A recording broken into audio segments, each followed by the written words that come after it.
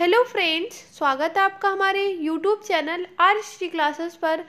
तो आज हम आपके लिए लेके आए हैं कक्षा 10 के संस्कृत पद्यव्यूशम के अष्टमा पाठा सिद्धार्थस निर्वेदा अर्थात सिद्धार्थ का वैराग्य नामक पाठ। तो इस पाठ में ये होता है कि एक बार कुमार सिद्धार्थ अपने पिता की आज्ञा पाकर नगर की तरफ जाते हैं। तो वो रास्ते में एक वृद्ध को, रोगी को और मृतक को देखते हैं। तो वो इन सारी चीज़ों के बारे में अपने सारथी से पूछते हैं। तो आइए देखते हैं इस पाठ में सारथी कुमार सिद्धार्थ को क्या समझाते हैं या क्या कहते हैं। और अगर आप सभी को मेरी वीडियो अच्छी लगे तो प्लीज़ मेरी वीडियो को ज़्यादा से ज़्यादा लाइक कर देना, सब्सक्राइब कर देना और कमेंट भी कर देना। तो चलिए हम अपने पाठ की ओर बढ़ते हैं। ततः कुमारो जर्याभिभूतं दृष्ट्वा नरेभ्यः पृथागीकृतिं तम् उवाच संग्राहकम् आक्तास्था तत्रैव निष्कम्प निविष्टि दृष्टिः।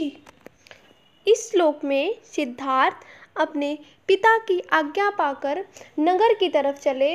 तो उन्होंने रास्ते में एक वृद्ध आदमी को देखा। तो उस वृद्ध आदमी को देखकर वो अपने सारथी से प्रश्न करते हैं। तो उसी के बारे में इस श्लोक में बताया गया है। ततः का मतलब होता है इसके बाद। कुमारोह अर्थात राजकुमार सिद्धार्थ ने जर्याभिभूतम, तो इसका मतलब होता है बुढ़ापे से आक्रांत, दृष्ट्वा अर्थात देखकर, पृथक आकृतिम का मतलब होता है भिन्न आकृति वाले को, तम मतलब उस वृद्ध को। तो यहाँ इसके का मतलब निकल रहा है कि इसके बाद कुमार सिद्धार्थ ने बुढ़ापे से आक्रांत और भिन्न आकार वाले उस वृद्ध पुरुष को देखकर, उवाच मतलब कहा, तो किससे कहा, संग्राहकम, तो इसका क्या मतलब होगा, घोड़े की लगाम पकड़ने वाले से, या हम कह सकते हैं सारथी से। आगतास्था का मतलब होता है उत्पन्न विचारों वाला, तत्रैव मतलब उस वृद्ध पर, निष्कंप निविष्टि दृष्टि का मतलब होता है एकटक दृष्टि लगाए हुए।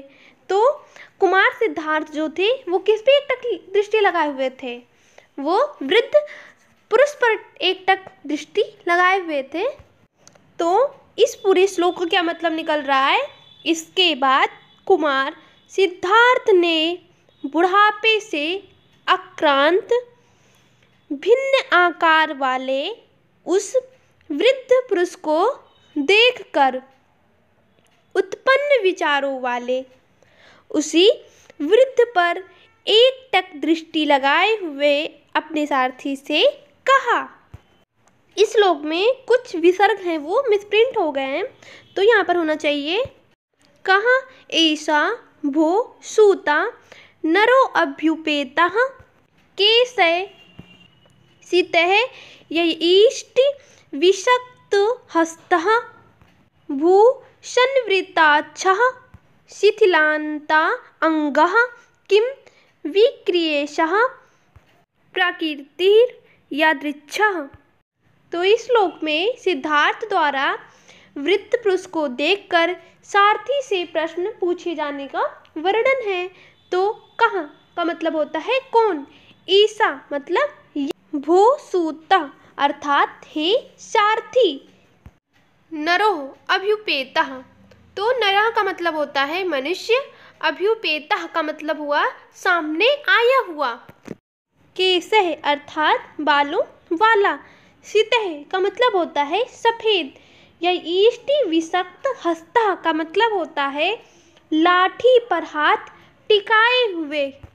तो इस श्लोक में सिद्धार्थ कहते हैं ही सारथी सफेद बालों वाला, लाठी पर हाथ टिकाए हुए, भूषणवृताच्छा का मतलब होता है भौंहों से ढकी हुई आँखों वाला, शिथिलान्तः अंगः का मतलब होता है ढीले और झुके हुए अंगों वाला, किम मतलब कौन, विक्रियशः का मतलब होता है यह परिवर्तन।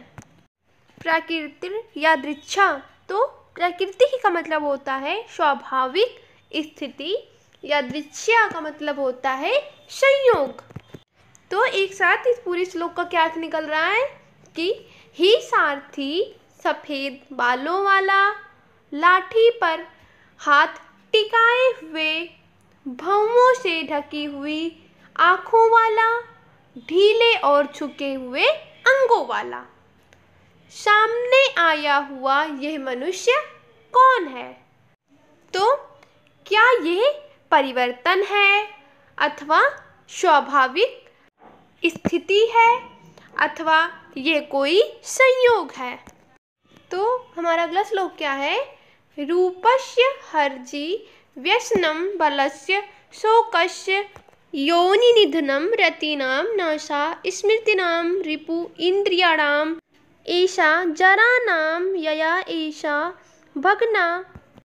इस श्लोक में सारथी राजकुमार सिद्धार्थ द्वारा पूछे गए प्रश्नों का उत्तर दे रहे हैं, उसी के बारे में बताया गया है। तो रूपस्य का मतलब होता है रूप का, हर्षि मतलब विनाश करने वाली, व्यसनम मतलब संकट स्वरूप, बलस्य मतलब बल के लिए। अर्थात यहाँ पर सारथी ने उत्तर दिया कि यह रूप का विनाश करने वाली, बल के लिए संकट स्वरूप, शोकस्य अर्थात दुख की, योनि का मतलब होता है उत्पत्ति का मूल कारण, अर्थात दुख की उत्पत्ति का मूल कारण, निधनम अर्थात समाप्त करने वाला, रतिना मतलब काम सुखों को, अर्थात काम सुखों को समाप्त करने वाला, नासा अर्थात नष्ट करने वाला, क्या नष्ट करने वाला? स्मृति नाम अर्थात स्मृति को, अर्थात स्मृति को नष्ट करने वाला। रिपु का मतलब होता है शत्रु, इंद्रियाणाम अर्थात इंद्रियों का, ईशा मतलब यह, जरा नाम, जरा का मतलब होता है बुढ़ापा, अर्थात कहने का मतलब है इंद्रियों का शत्रु बुढ़ापा है।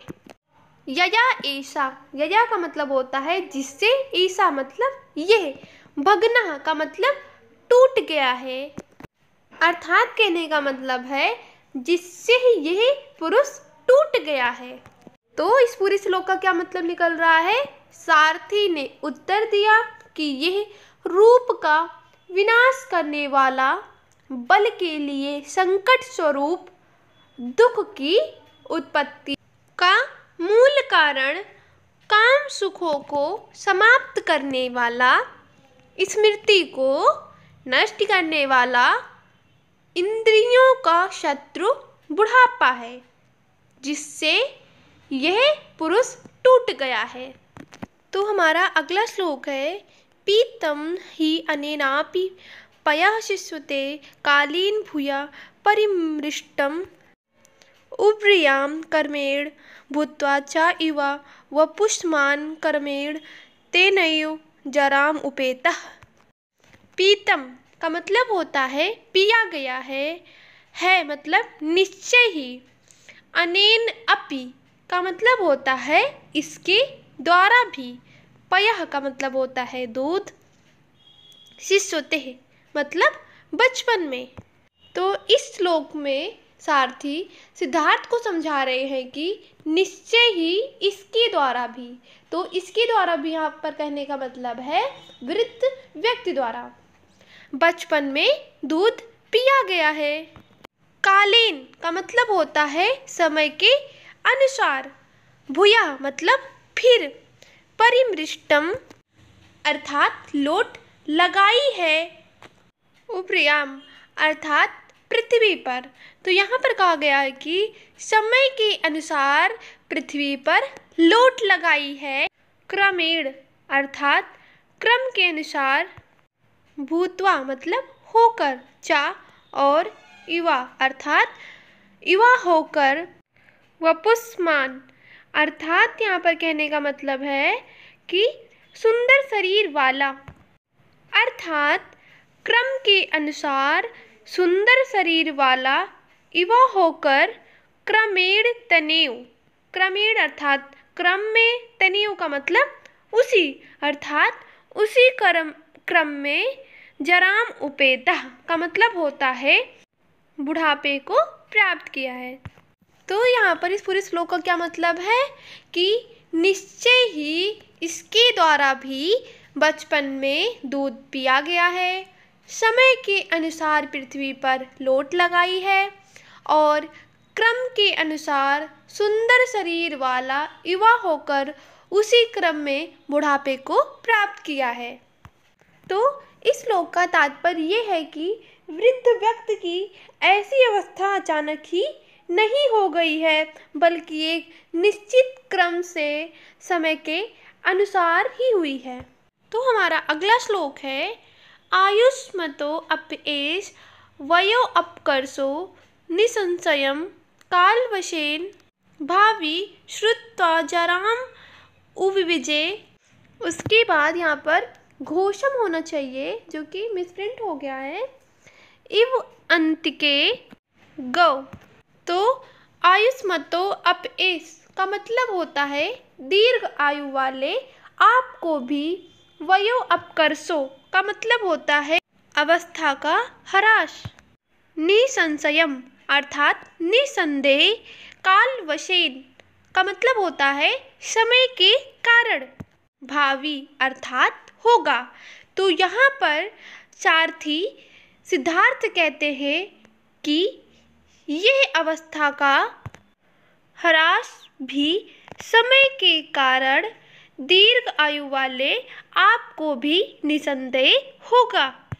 अर्थात यहाँ पर कहने का ये मतलब है कि सारथी सिद्धार्थ से कहते हैं कि जो वृद्धावस्था है ये भी समय के अनुसार आपके भी जीवन में आएगा। श्रुत्वा अर्थात सुनकर, जराम उविविजे ना होकर के यहाँ पर जराम उद्विविजे होना चाहिए। तो जराम का मतलब होता है बुढ़ापे के विषय में, उद्विविजे का मतलब होता है उद्विग्न हो गए, अर्थात बुढ़ापे के विषय में सुनकर सिद्धार्थ क्या हो गए, उद्विग्न हो गए। महात्मा मतलब महान आत्मा वाले कुमार सिद्धार्थ। महाशने का मतलब होता है महान वज्र के। घोषम का मतलब होता है शब्द को।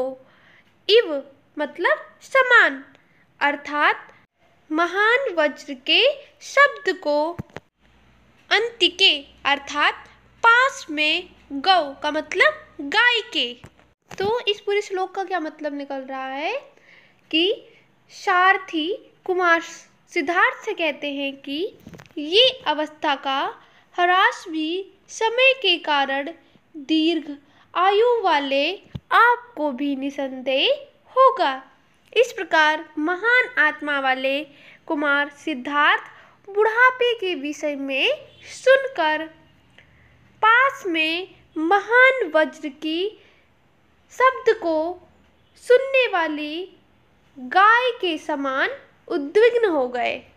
तो इस श्लोक का तात्पर्य यह है कि कुमार सिद्धार्थ बुढ़ापे के विषय में सुनकर बहुत ही चिंतित हो गए।